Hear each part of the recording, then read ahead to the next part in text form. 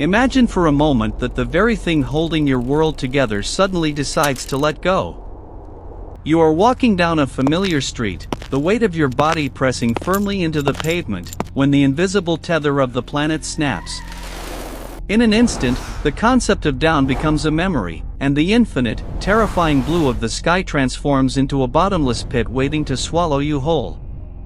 This is not a dream of flight, but the reality of the glitch, a geological anomaly that turned the fundamental laws of physics into a game of Russian roulette. The transition was not subtle, it was a violent divorce between humanity and the Earth. To live in the age of the glitch is to live in a state of perpetual, subterranean siege, where the horizon is a predator and the ground is a fickle friend.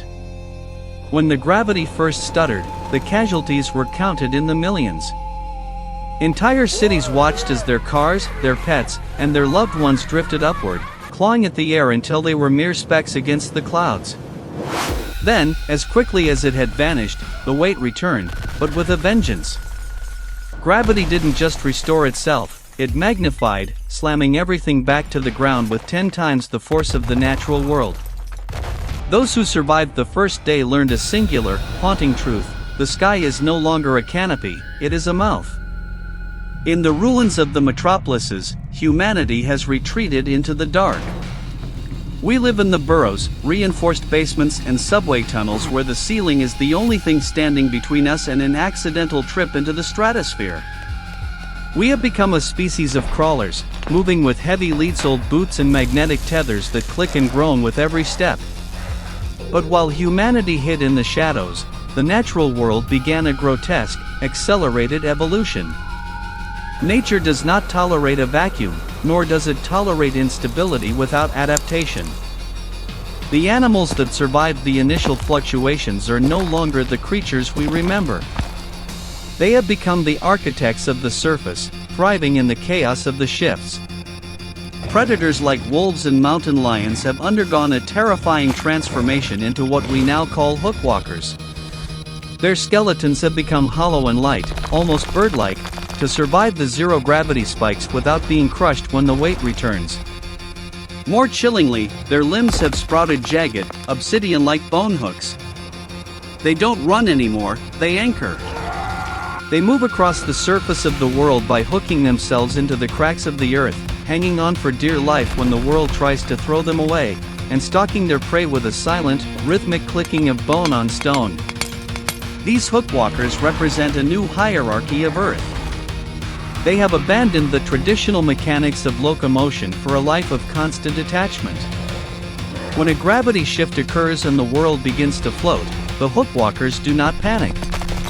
They simply sink their barbs deeper into the concrete or the bark of a dead tree, waiting for the weightless human scavengers to drift past them like bait on a line.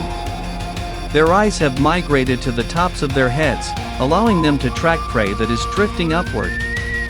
They have learned that in the Lapse, the most dangerous place to be is not on the ground, but in the air, and they have become masters of the vertical hunt, dragging themselves up the sides of skyscrapers with a terrifying, mechanical precision.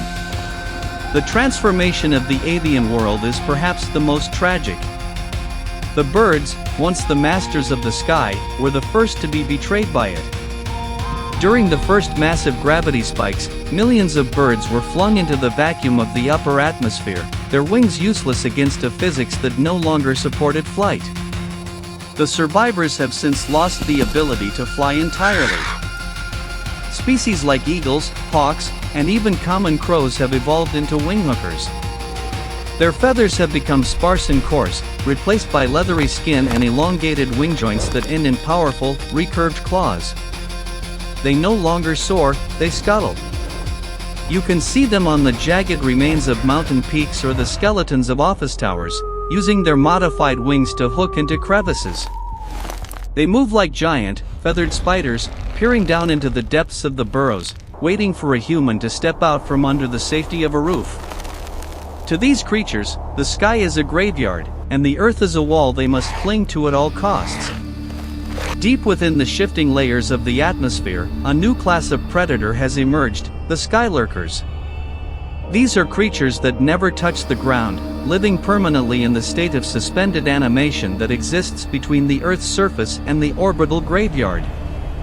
They are biological anomalies, appearing like translucent, atmospheric cephalopods with gas-filled bladders that allow them to maintain buoyancy regardless of the gravitational pull.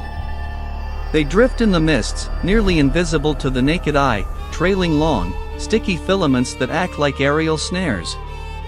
During a lapse, when the gravity fails and the debris of the old world begins to rise, these filaments catch anything that floats too high: loose animals, scrap metal, or the occasional tethered human. The Sky-Lurkers do not hunt with speed, they hunt with the inevitability of the tide, slowly reeling their prey up into the freezing heights of the stratosphere where the air is too thin to scream. The oceans have not been spared this biological nightmare. During a lapse, the physics of the floating sea creates massive, shimmering spheres of salt water that drift miles above the seabed, carrying an entire ecosystem of displaced marine life with them. In these floating globes, sharks and giant squid swim through the air, trapped in a liquid prison that is slowly drifting toward the sun. But these creatures have adapted to the sudden, violent return of gravity, the crush. Their bodies have become cartilaginous and flexible, capable of being compressed into a fraction of their size without internal hemorrhaging. When the water spheres eventually collapse and fall back to the earth like hammers of God, these marine predators survive the impact, splashing into the flooded ruins of coastal cities to hunt the humans huddling in the upper floors of half-submerged buildings. Even our most loyal companions have been touched by the glitch. In the burrows, the dogs and cats that were once pets have begun to change. The heavy breed dogs are now prized by survivors. These are canines that have developed a dense, bone-heavy physiology, making them less likely to be lifted during a minor gravity flicker. Their paws have grown wider, their claws thicker and non-retractable, allowing them to grip the reinforced flooring of the subway tunnels. They no longer bark at shadows, they growl at the ceiling, their sensitive ears picking up the low-frequency hum that precedes a shift long before any human instrument. They have become the early warning system of the underground, their hackles rising as the invisible tether begins to fray. In the ruins of what used to be Chicago, a man named Harlan spends his days checking the tension of the city's remaining cables. He is a tetherman, moving with a calculated slowness, his harness clicking into the steel rails laid out across the cracked asphalt. Every 10 minutes, he checks his G-meter. If the needle dips into the blue, he must find an anchor. The silence of the surface is the most dangerous thing. Without the hum of engines, you can hear the predators long before you see them. It is a dry, scratching sound, like 1,000 needles dragging across a chalkboard. Harlan hears it now, coming from the shell of an old department store.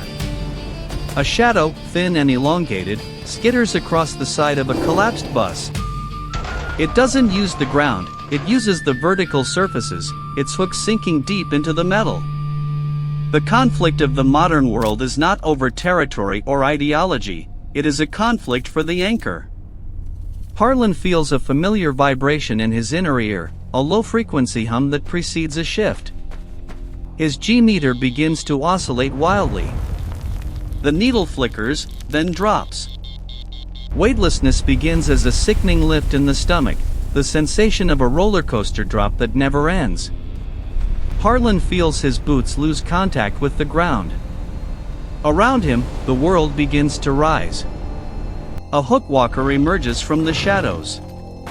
It is a creature that might have once been a coyote, but its skin is stretched tight over an oversized ribcage, and its eyes are fixed on him. It doesn't float aimlessly, it uses its hooks to pull itself along the tether line toward him, moving like a spider on a web. In this moment of weightlessness, the terror of the sky is absolute. Harlan draws a serrated knife, his movements sluggish in the zero-G environment. The creature leaps, its hooks ready to latch onto Harlan's suit. He kicks off the tether, spinning in the air, the world around him a chaotic swirl of debris. Then, the hum in his ears changes. The G-meter's needle slams into the red. The lapse is over. The crush has arrived. The transition is a violent hammer blow.